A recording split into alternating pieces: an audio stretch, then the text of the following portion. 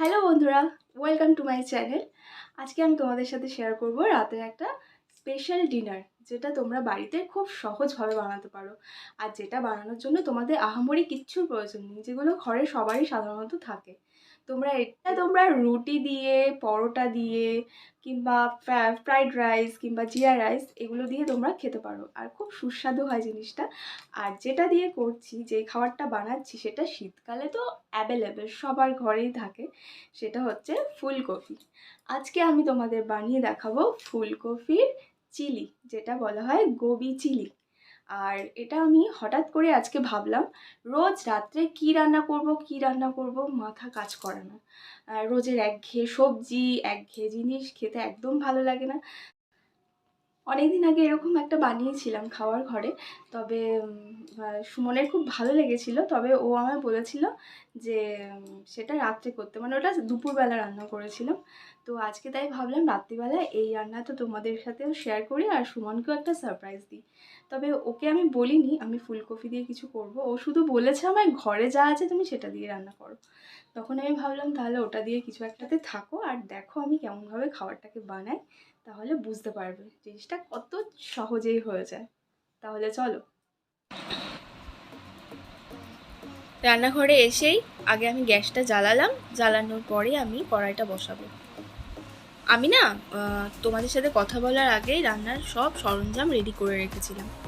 তার কারণ আমি যদি এখন ভিডিও তোমাদের মানে রান্নাটা দেখাতে গিয়ে এই কাটা কুটি এই সব এগুলো গোছানো করি, তাহলে তোমাদের আর ভালো করে রান্নাটা দেখানোই হবে না। আমি কিভাবে কি রান্নাটা করলাম সেটা তোমাদের সঠিকভাবে দেখানো হবে না। তো আগে থেকে আমি এই ফুলকপি কেটে ছোট ছোট করে কেটে একটু ভাপিয়ে জল ফেলে নুন দিয়ে ভাপিয়ে নিয়েছি, কারণ এমনিতেই গ্যাসের প্রবলেম সবার। আর ফুলকপিটা না প্রত্যেকটা মানুষকে একটু ভাপিয়ে খাওয়া দরকার, কারণ ফুলকপি বাঁধাকপিতে সত্যি খুব গ্যাস হয়। একটু নুন দিয়ে ভাপিয়ে খাওয়াটাই মঙ্গল শরীরের পক্ষে। আর ওখানে আমি ক্যাপসিকাম কেটে রেখেছি, একটাই ক্যাপসিকাম ছিল ঘরে, সেটা কেটে রেখেছি। এবার তোমরা তোমাদের মতন তোমাদের ইচ্ছে মতন পরিমাণ মতো দিতে পারো। আমরা তো ঘরের লোক কীরকম আছে সেই বুঝেও ব্যবহার করি, কতটা কি লাগবে না লাগবে। তো ক্যাপসিকাম, টমেটো এগুলো সব কেটেই গেছি, আদা রসুন তোমরা তো দেখলে। এবার ওটার মধ্যে আমি একটু ঠান্ডা জলে কর্নফ্লাওয়ার গুলে রেখে দিয়েছি। কর্নফ্লাওয়ারটা সবসময় ঠান্ডা জলেই গোলাবেন, কারণ উষ্ণ গরম জল বা গরম জলে কখনো কর্নফ্লাওয়ারটা গুলবেন না, তাতে কিন্তু কর্নফ্লাওয়ারটা জমে যায় সঙ্গে সঙ্গে। তাই সবসময় রুম টেম্পারেচার যে জলটা হয় তাতেই গোলাবেন। আর এখানে আমি চিলি গোবিতে যেই সসটা ইউজ করব, সেই সসটা একসাথে মিশিয়ে নিচ্ছি। এর মধ্যে সামান্য দেখতেই পারলে তোমরা 2-3 চামচ জল নিয়েছি, আর জলের মধ্যে দেব chili sauce, red chili sauce, green chili sauce, তারপর ওখানে টমেটো কেচাপ দিলাম, তারপরে একটু সোয়া সস মেশাবো, তার সাথে আর একটুখানি ভিনিগার মেশাবো। সোয়া সসটা কিন্তু একটু নোনতা হয়, তোমরা সবাই জানো, আলাদা করে বলার কিছু নেই, এখন এগুলো সবাই ব্যবহার করে বাড়িতে। তো সোয়া সসটা পরিমাণ মতো বুঝে দিতে হবে। আর সোয়া সস যদি বেশি দাও তোমরা, তাহলে নুনটা ওখানে দেখে দেবে, কারণ সোয়া সসটা তো নোনতা হয়। তো এগুলো সব মিক্সড করে আমি রেখে দেবো কিছুক্ষণ, জলের মধ্যে ভিজিয়ে রেখে দেবো সসটা, তাহলে বেশ সুন্দর মিক্সড হয়ে যাবে একসাথে। যা পড়ে গেল নাড়াতে গিয়ে। তো এটা নাড়িয়ে ভালো করে এই কর্নফ্লাওয়ারটাও গুলিয়ে রাখলাম, সসটাও গুলিয়ে রেখে দিলাম। এবার দুটো বাটি যেন ভাই বোনের মতন পাশাপাশি বসে আছে, তাই না? দেখো, সুমনকে বলেছি একটু ক্যামেরা করতে, আর ও এই করছে।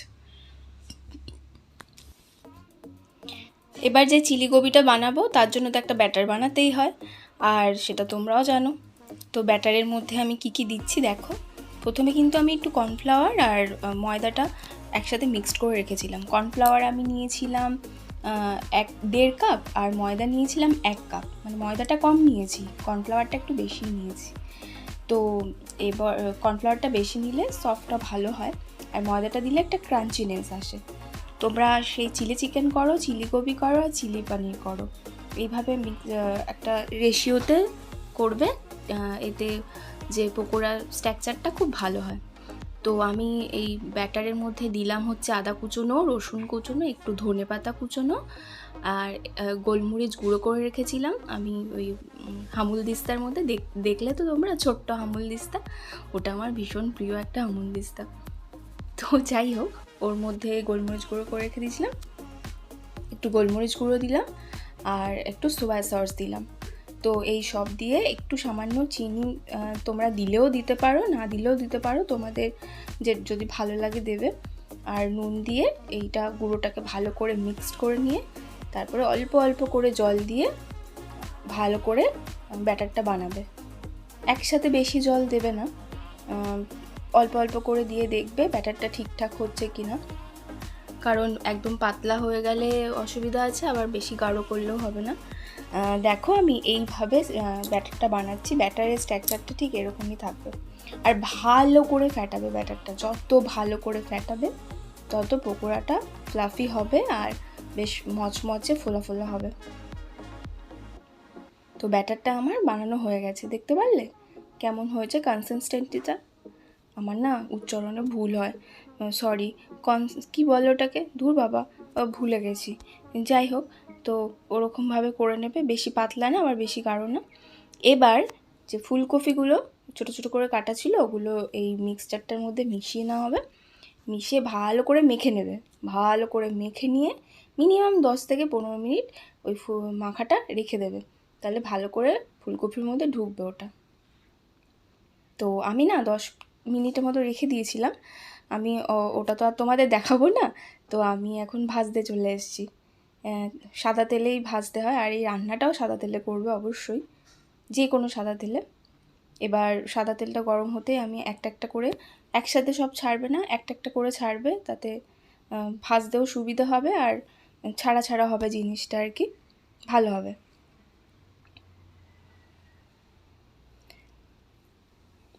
আমি ওকে বলেছি ফুলকপিটা ভাজছি, তুমি এটা ভালো করে দেখাও, আমার বন্ধুরা দেখবে। আর ও আছে কে, আমারকেও পুরো দেখাচ্ছে ভিডিও করে। আর দেখো আমি ওইভাবে রয়েছে আর আমাকেও ভিডিও করছে। যাই হোক, ও আমার সাথে তখন খুব মজা করছিল। তো এরকমভাবে ফুলকপিটা মানে হিটটা একটু জোরেই, মানে গ্যাসের আগুনটা জোরেই রাখবে। তো আস্তে আস্তে ভেজে নেবে লাল হওয়া পর্যন্ত। মোটামুটি হয়ে গেছে আমার ভাজা, এবার আরেকটু এদিক ওদিক করে এবার নামিয়ে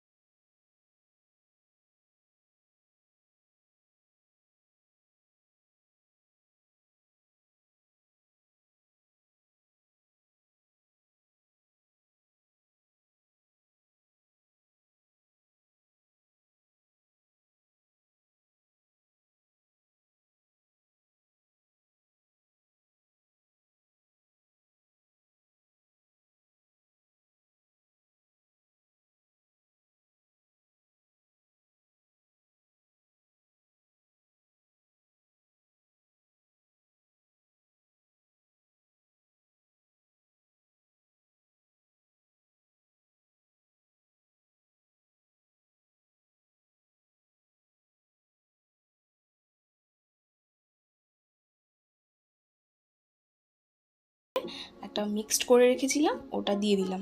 ওটা দিয়ে কিন্তু গ্যাসের স্টিম একদম কমাবে না তোমরা, সবসময় বাড়িয়ে রাখবে। আর বাড়ানো অবস্থাতেই ওর মধ্যে সামান্য একটু, এটা যেহেতু চিলি, চিলি গোবি বা চিলি চিকেন বা চিলি পনির যাই করো না কেন, তার মধ্যে একটু মিষ্টি দিলে কিন্তু একটু টেস্টি লাগে, একটু হালকা হালকা মিষ্টি মিষ্টি ভাব, টক টক মিষ্টি মিষ্টি, খুব ভালো লাগে, আমার তো খুব ভালো লাগে। তো এর মধ্যে একটু চিনি দিলাম, একটু নুন দিলাম, সব দিয়ে এবার গরম খুব হাই স্টিমের মধ্যে এটা ভালো করে নাড়াচাড়া করব। করার পরে এটা কি দিলাম বলো তো, এটা দিলাম হচ্ছে কর্নফ্লাওয়ারটা, যেটা কর্নফ্লাওয়ারটা গুলে রেখেছিলাম। ও তার মধ্যে একটু জল দিলাম, একটু জল দিতেই হবে। যদি তোমরা ড্রাই খাও তাহলে ড্রাই ড্রাই করবে, আর যদি তোমরা একটু গ্রেভি গ্রেভি পছন্দ করো তাহলে কিন্তু জলটা দেবে, কারণ জল না দিলে একদম টেনে শুকিয়ে যাবে। তাই আমারটা কি হয়েছে জানো তো, আমি জলটা কম দিয়েছিলাম, একদম শুকিয়ে গেছিলো, কিন্তু টেস্টটা দারুণ হয়েছিল। এইভাবে অবশ্যই বন্ধুরা তোমরা বাড়িতে করে খাবে, আর আমাকে কিন্তু কমেন্ট বক্সে বলতে একদম ভুলবে না রান্নাটা কেমন লাগলো করে খেতে। তো দেখো অলমোস্ট হয়েই গেছে আমার চিলি গোবিটা, আর এটা ভালো করে নাড়াচাড়া করে এবার নামিয়ে নেব। তোমাদের সাথে যদি একটু শেয়ার করতে পারতাম না, খুব ভালো লাগতো। এত ভালো হয়েছিল, আমার বর তো প্রশংসায় পঞ্চমুখ। সে পাশে থেকে খালি বলছে আরেকটু জল দাও, আরেকটু জল দাও। আমি তার জন্য আরেকটু জল দিলাম।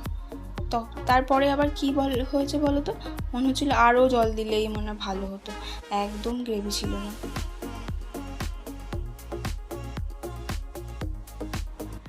তো রান্নাটা আমার কমপ্লিট হয়ে গেছে, এই দেখো, আর আমি খেয়ে তোমাদের বলছি।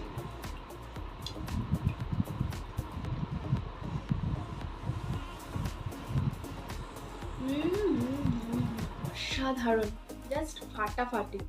আমি করেছি বলে বললাম না বন্ধুরা, আমি 100% শিওর তোমরা বাড়িতে এইভাবে রান্না করে খাবে, তোমাদেরও সকলের খুব ভালো লাগবে, বাচ্চা থেকে বড় সকলের এই ডিশটা দারুণ লাগবে। যখন দেখবে বাড়িতে কিচ্ছু নেই, সামান্য কিছু সবজি পড়ে আছে, তো তোমরা কি রান্না করবে, এই ধরনের চটজলদি রেসিপি খুব সহজে রাতে রান্নায় রাখতেই পারো। একঘেয়ে রোজের তরকারি কি করব না করব মাথায় আসে না, এই ধরনের চিলি গোবি বা চিলি পটেটোও করা যায়। তো তুমি চিলি যে কোনো আইটেম, চাইনিজ খাবার আমরা সকলেই পছন্দ করি তাই না, তো এই ধরনের একটু চাইনিজ স্টাইলের মধ্যে এই সামান্য একটা সাধারণ সবজি দিয়ে তোমরা বাড়িতে করেই খেতে পারো। আর সবার বাড়িতে এখন সাধারণত চিলি সস, সয়া সস, নানান সস টস থাকে, সবাই কম বেশি ব্যবহার করে এই রান্নায়। আর ক্যাপসিকাম, টমেটো এগুলো তো আমরা রোজের কম বেশি কিনে থাকি। তো এই ধরনের কিছু সবজি দিয়ে তোমরা বাড়িতে অনায়াসে এত সুন্দর একটা ডিশ বানিয়ে নিতেই পারো। তো আমাকে কমেন্ট বক্সে এই রান্নাটা করে অবশ্যই জানাবে কেমন খেতে হয়েছে। তো আমি কিন্তু অপেক্ষা করব। তাহলে বন্ধুরা আজকে আমি ভিডিওটা এখানেই শেষ করছি। তোমরা সবাই কিন্তু সকলে ভীষণ ভালো থাকবে, খুব মজায় থাকবে, খুব আনন্দে থাকবে। আমি আবার একটা নতুন ভিডিও নিয়ে তোমাদের কাছে চলে আসবো। ততক্ষণে সকলকে জানাই বিদায়, টাটা।